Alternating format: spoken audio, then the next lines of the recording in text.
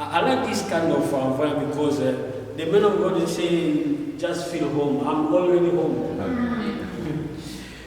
And you know that most of the great revelation we have in the Bible, Jesus preached it before one person. You know that? The greatest revelation in the Constitution, you call it the Bible or call it the Constitution, Jesus gave it before one person. The great revelation we have about worship, Jesus gave it before a one woman who has 5 husbands. The great revelation about salvation, Jesus gave it before one person. Naked, I call it naked night. Nicodemus came at the night. So if you go through the Constitution, you find that most of the revelation we have today was not in the multitude. That's why I'm not quite impressed about the numbers, because I know that God is not in the number. God is in the soul. Hallelujah. Amen. God is after soul. That's why the Constitution said this. Even only one sheep got lost, Jesus will leave the multitude. He will go after the one. Just to show you how important it is, your life before God. Amen? Amen. So, whoever God wanted them to be here, they are here. And where 2 or 3 are gathered in His name is there. Amen. So we are more than that. Hallelujah. Our team is about renewing of our mind. I think that should be dealing about today and on Sunday. So I bought a queue for 2 days. Today and Sunday. So don't miss the full queue. So what we start today, we'll complete it on Sunday. Today I'll just do introductory. Amen. And I would like somebody with good English to help us do some reading. Let's go in the book of from the beginning. Genesis Article 1, Section 26 to 28, as we are reading the Constitution. For the religious is the book of Genesis chapter 1, verse 26 to 28. The Bible says, "Then God said, let us make human beings in our image to be like us. They will reign over the fish in the sea, the birds in the sky, the livestock, all the wild animals on the earth, and the small animals that scurry along the ground." 27. So God created human beings in His own image.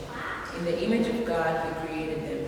Male and female He created them. 28. Then God blessed them and said, "Be fruitful and multiply.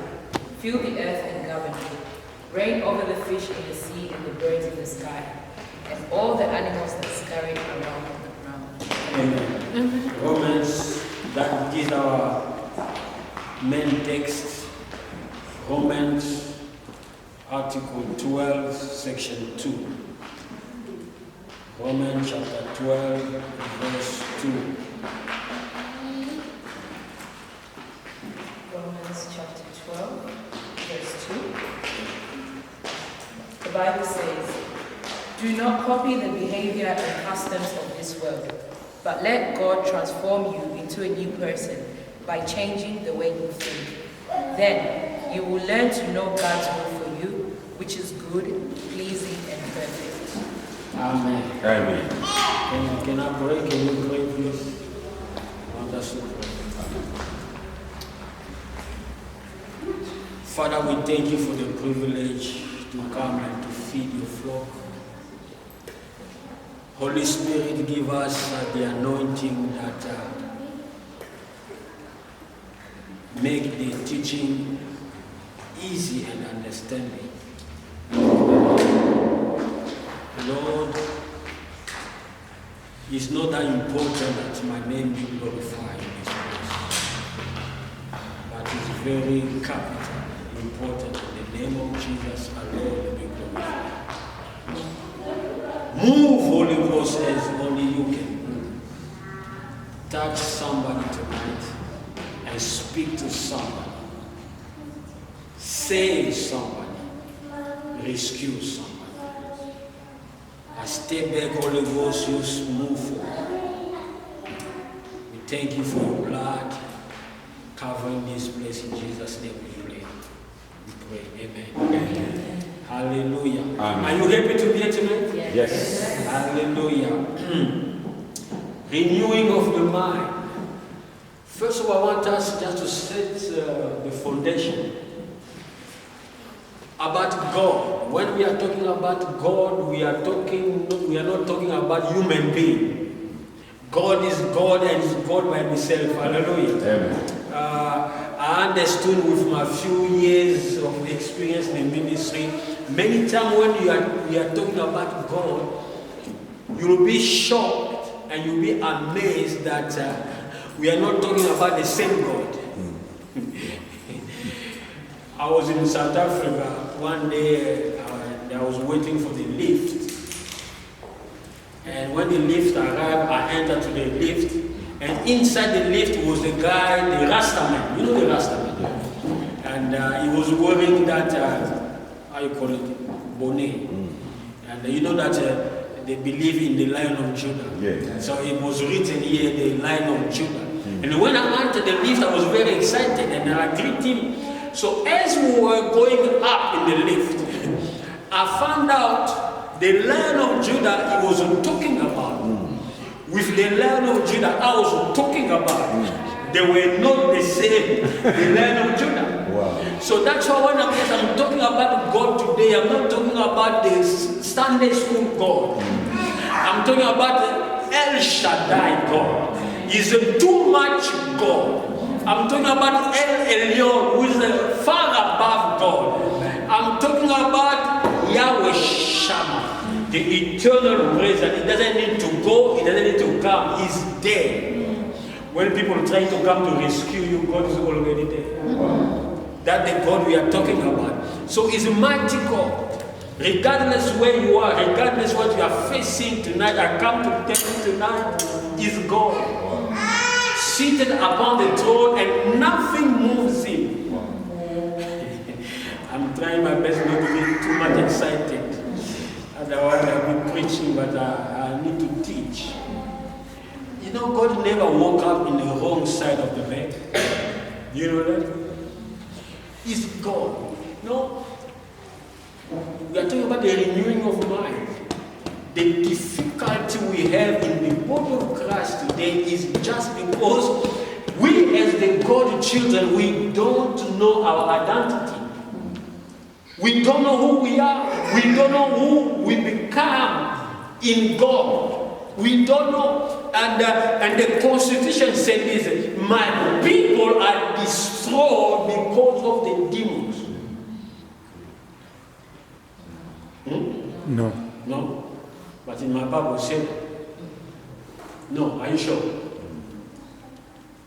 So what your Bible say? So why you see demons everywhere?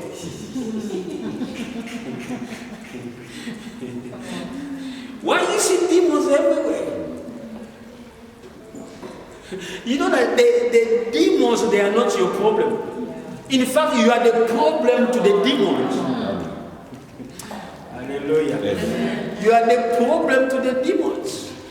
My people are destroyed for lack of the knowledge. Your problem is not the demon, your problem is the knowledge. Because what you don't know will kill you. You see that? Yes. And when the Constitution calling the devil is the prince of darkness, that word darkness is not a darkness without light. That word darkness simply means ignorance.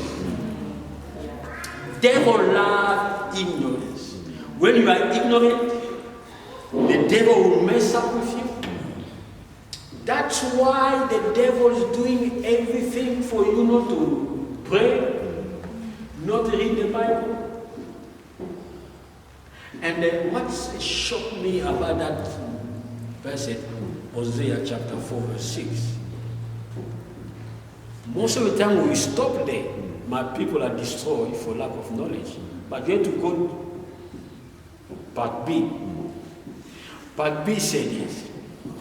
Because you rejected knowledge, I will reject you. And not only you, I will reject also your descendants. You know, one day I was reading there, I said, God, you are not fair. You are not fair, God. Why not just reject me, but you reject all my descendants? God said to me, but the logic is normal. When you are ignorant and you have to teach your children, what are you going to teach them? Ignorance. So you will be having the generation of ignorant people, so God will reject everyone. God said, because you are ignorant, you can't represent me. In the verse, he said, you can't be priest before me. That word priest just means to represent God. And unfortunately, today we have many people represented God, but they are ignorant. That's why we have a lot of mess in the body of Christ, different teaching, doctrines coming up, because just the people, they don't know. Hallelujah. Amen. So God is really, the problem is not God, the problem is us. You know, if today I have $1 million for you, or let's say your Uncle Bill, before him to die, he put your name on his will. When I pass out, I want my nephew, my niece to have $1 million. When Uncle Bill died, you are in his will, and you have a $1 million waiting for you. Okay?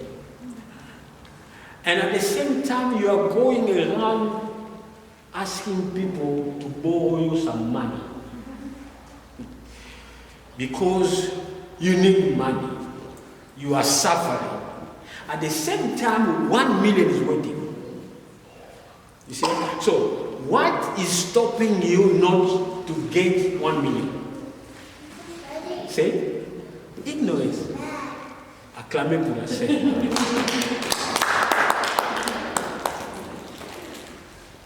Ignorance factor. So the distance between you and your promised land is the level and the degree of ignorance. I'll say it again.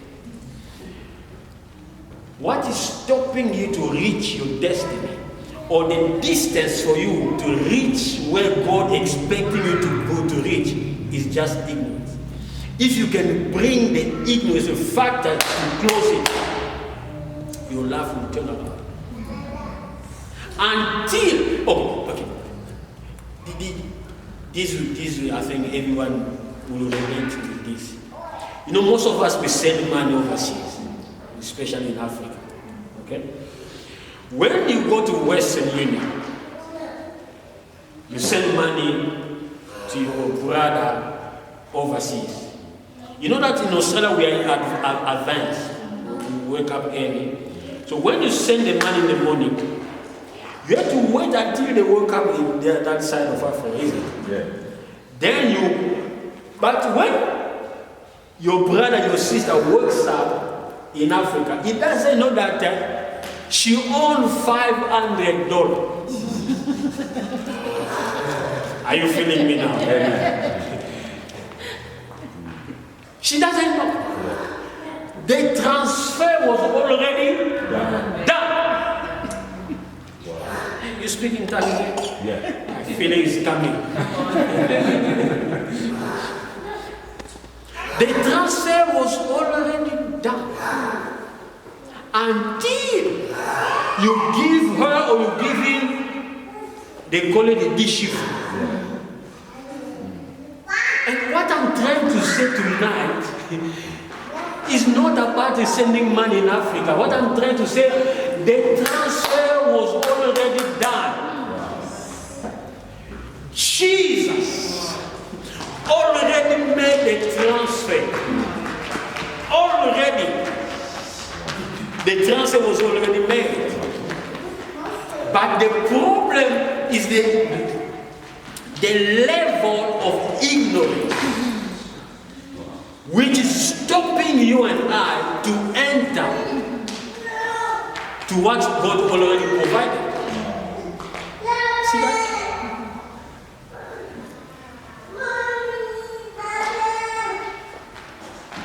The Bible says in the Constitution in Genesis chapter 1, we just read, 20 verse 26 and 28. First of all, the Bible says, in the beginning God created the heaven and earth, and the earth was void, and there was chaos. But I want to submit to you tonight. When the Bible says, in the beginning God created the world, is not the creation of God. Hallelujah. Amen. When the Bible says in the beginning God created the world, is not talking about the creation of God. God was before the beginning. He began the beginning. Did you see that? Yes. So God is the Father. That word Father means in Greek is pater, which means source. God is the source of everything. And when God now wanted to create a man, God said, let us create man in our image, in our likeness. And the Bible says, God formed man, and God created man. Verse 26, I'm going slowly here. I want you to pay attention to this word. Formed and created. Hallelujah. The Bible says God formed man. In verse 26, 7, and God created man. See that? The word, when the Bible says God created man, he used the word in Hebrew, bara. Somebody say bara. Bara. Speak Hebrew. Bara. Bara. That word bara means God created from nothing. God used nothing to create. Only God has the capacity to do that. No one on earth, Lucifer can't do that. No demons, no angel can do that. Only God has the power to create from nothing.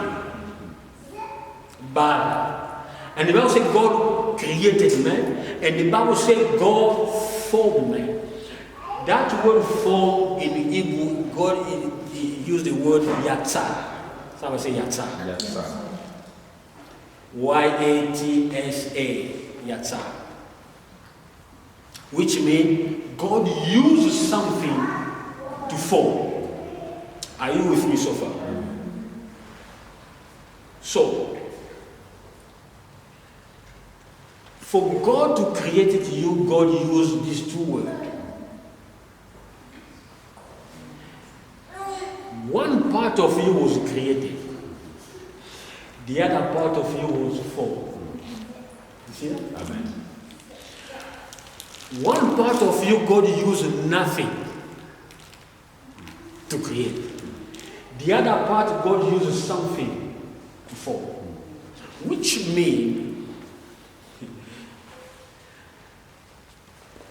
man doesn't have a spirit. What did I say? Man doesn't have a spirit. I know you seem thinking hard about that. Man doesn't have a spirit, but man is a spirit. You don't have a spirit, you are a spirit. Did you see the difference? You are a spirit being. Because we are talking about the renewing of mind. I'm taking you step by step, because when I finish with you, your life will change. You start thinking differently. You don't have a spirit. You are a spirit. You have a soul, and you live in the body. So the part of you was created was the spirit, because you were created in the likeness of God, and the other part was created was the body. That's where God touched the ground, and that was the only time God touched the soul. He never touched it. He will never touch it again to form you. So God went to take the soul, He give it a form, and then when He finished, He took the man He created, He put it in the body. Do you see that? Yes. So you are a spirit being trying to have the body experience, not the other way around. Your struggle, you are a spirit, but you are trying to live in the body. That is your problem. That is our problem. That is our dilemma. Because we are a spirit being. You are a spirit. Because God also is a spirit. Now, the book said, I beseech you, brethren, by the mercies of God, be ye transformed. How? By the renewing of your mind. Let me ask you this question. As I said, you are a spirit, you have a soul, you live where? In the body. When somebody is saved, in these three parts, which one is saved? Yes, sister? So if you don't give an answer, we'll stay here until tomorrow. I said, you are spirit, so human being has a spirit, soul, and body. Okay? Three-parted. When somebody is saved, which part in these three is saved? The soul. The soul. We'll say differently.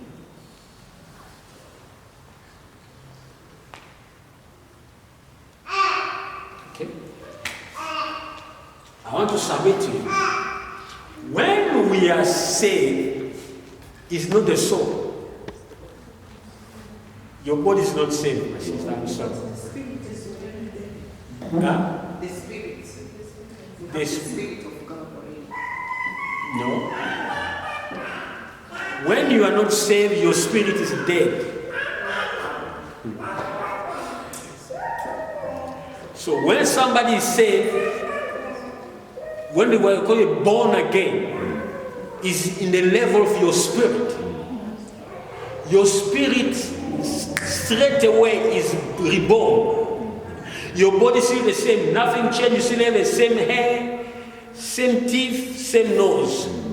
Your body is not saved. Your soul is not saved. The spirit is saved. Many of that's the problem we have in the churches. In the you know why we have a lot of difficulties in the churches? Because we have a lot of saved people, but not converted in the churches. Because the conversion is in the level of the soul. That's where the battleground is. When you declare Jesus as your Lord and your Savior, straight away your spirit is reborn.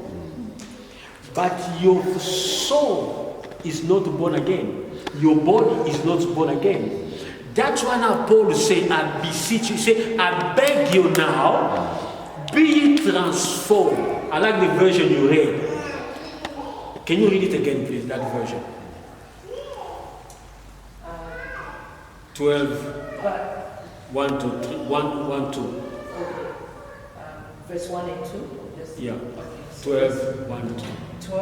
Chapter 12, verse 1 and 2. And so, dear brothers, I plead with you to give your bodies to God because of, let them be a holy sacrifice, the kind that He will find acceptable. This is the truly way of worship. Don't copy the behavior and customs of this world, but let God transform you into a new person by changing the way you think. Amen. Amen. So the problem now we have in this life as a believer, you can be saved, but if your mind is not renewed, you'll be living as though you are not saved. And Jesus put it this way. I like Jesus said, you can't put a new wine into the old wine skin. You can't do that. Because Jesus said, if you do that, the wine skin will burst and the wine will be lost. So the problem is here.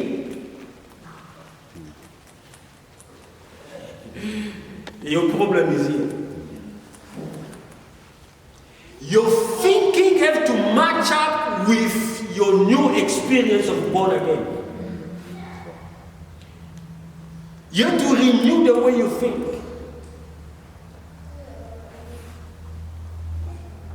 That's why we have people 20 years born again, but their life never changed. The problem is here. You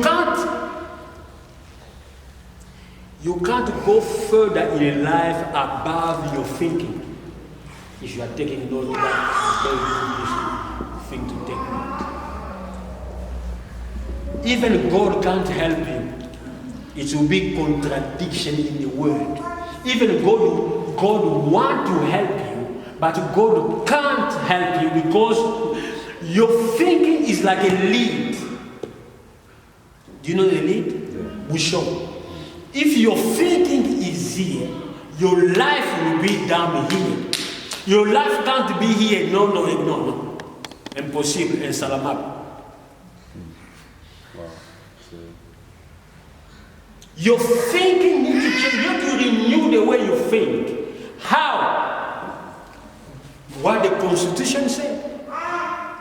That's why the devil will keep you busy not to read the word.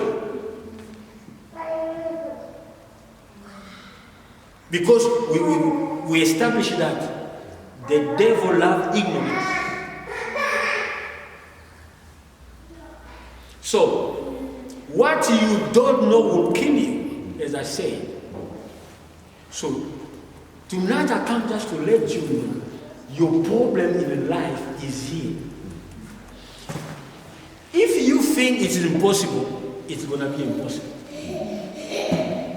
If you think it's hard, it's going to be hard. Whatever you think, that's what the Bible says, with the abundance of the heart, the mouth does what? Speaks. People say, I speak my mind. That's correct. Because whatever going here, you're going to speak it. And the Bible says, with the good treasure, a good man draw the good things. Yeah. So whatever, I don't want to go there because being another teaching, I don't want to lose you. So you have to understand, you are saved, it's good.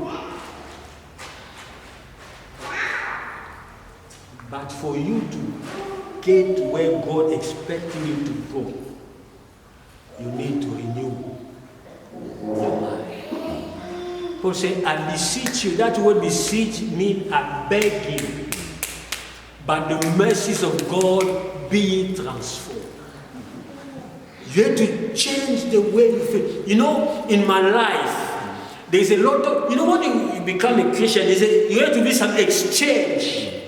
What your grandmother told you, you have to compare it against the word of God. Whatever your uncle told you, whatever your teacher told you, whatever your parent told you, you have to bring it against the word of God. If it doesn't match, you drop it and you pick the word of God. Hallelujah. Amen. That's how you renew your mind. One man of God in South Africa was telling me, say,